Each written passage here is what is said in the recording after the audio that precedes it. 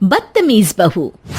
सभ्यता से भरपूर शास्त्री परिवार की इकलौती बेटी मोहिनी को बचपन में ही पढ़ाई के लिए विदेश भेज देते हैं, जहां से वो सालों बाद ग्रेजुएशन पूरी करके इंडिया वापस आती है, जो अब संस्कार, सभ्यता, संस्कृति जैसी चीजों से कोसों दूर होती है।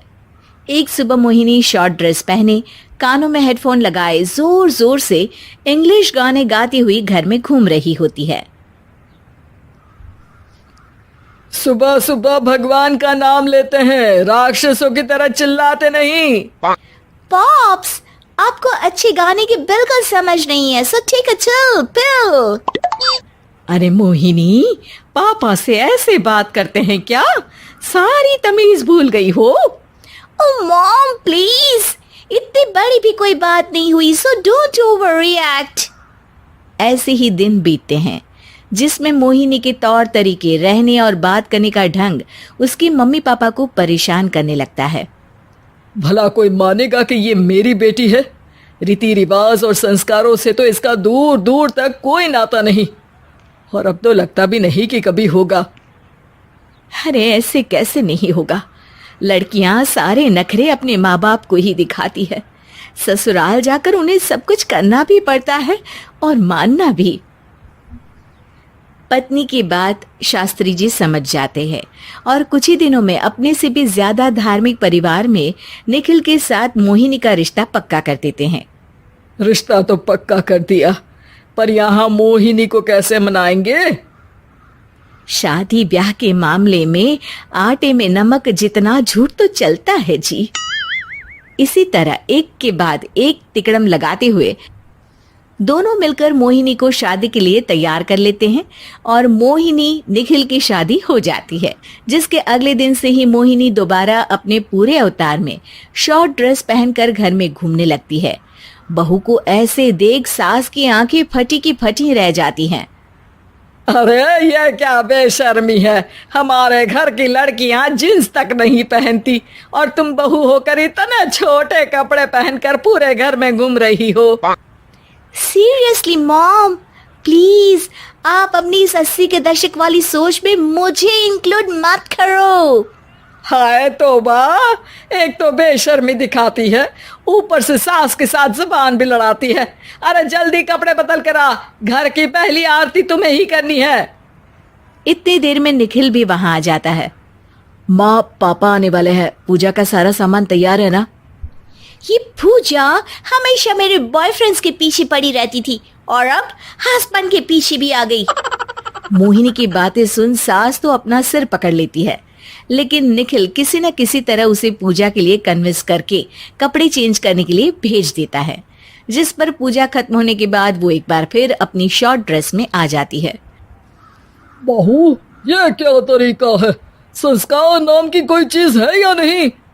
नहीं ससुर जी, संस्कार मेरा दूसरा बॉयफ्रेंड था, अब तो मेरा उससे कोई कांटेक्ट नहीं है।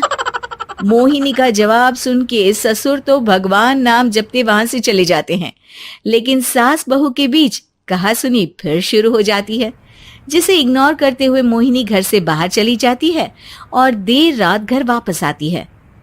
मोहिनी, मैं जानता हूँ कि तुम विदेश में रही हो और तुम्हें वहीं की आदत है, पर यहाँ चीजें कुछ अलग है। अगर तुम उस हिसाब से कुछ एडजस्ट कर लो तो सबके लिए सही हो जाएगा।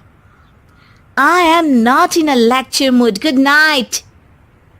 अगली सुबह मोहिनी देर से उठकर एक बार फिर उसी तरह सबके सामने आती है, जिस पर उसकी सास कुछ बोले उससे पहले ही मोहिनी की दोस्त मोनिका और रेचल वहां आ जाती हैं। Oh hi darling, how are you? OMG, we missed you so much. I missed you too darling. Ram Ram, इन्होंने तो तुमसे भी छोटे कपड़े पहने हैं।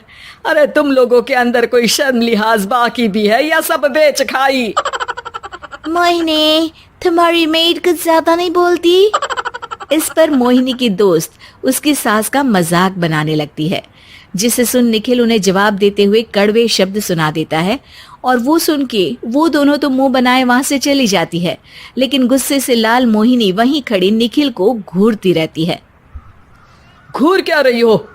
तुमसे शादी की ये सोचकर कि विदेश में पढ़ी लिखी हो, घर में कोई पॉजिटिव चेंज लाओगी, अपनी करियर के लिए एम्बिशियस होगी, पर अपने इस बिहेवियर से उस पढ़ाई के साथ साथ अपने मम्मी पापा के नाम को भी डुबो रही हो।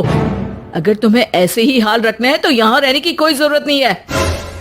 निखिल की बातें सुनकर मोहिनी रोते हुए घर छोड़कर अपनी मम्मी पापा के पास वापस आ जाती है। ससुराल में सब कुछ ठीक तो है? वो अपने आप को समझते क्या है? मोहिनी पर चिल्ला रहे हैं? मैं क्यों उसके इशारों पर चलूं? मैं अपनी लाइफ अपने तरीके से जीना चाहती हूँ और वो ना आप लोगों को मंजूर था और ना ही उन्हें है। तुम यहाँ नहीं रह सकती। अपने पापा की बात सुन के मोहिनी हैरान रह जाती है। हाँ, तुमने बिल्कुल सही सुना। अगर तुम्हें अपने इस घमंड, बेशर्मी और बदतमीजी में ही जीना है तो तुम यहाँ भी नहीं रह सकती। बेटी, मैं मानता हूँ हमारे यहाँ रीति रिवाज बहुत मायने रखते हैं और हमने उन्हीं के ओवरडोज से बचाने के लिए तुम्हें विदेश भेजा था। एक लड़की जो शादी करके घर और बच्चे संभालती है, उससे तुम अपने आप को ज्यादा समझ सको इसके लिए भेजा था। तुम उससे ज्यादा समझो और बनो, पर तुम तो किसी दूसरी ही ट्रेन में चढ़ गई बेटा। उसके मम्मी पापा बहुत देर तक मोहिनी को सारी बातें समझाते हैं, जिन्हें सुनकर मोहिनी को अपनी गलती का एहसास होता है। वो जॉब ज्वाइन कर लेती है और ससुराल वापस आकर उन्हें मॉडर्न बनाती है और खुद भी कुछ रिवाज सीखते हुए खुशी से रहने लगती है।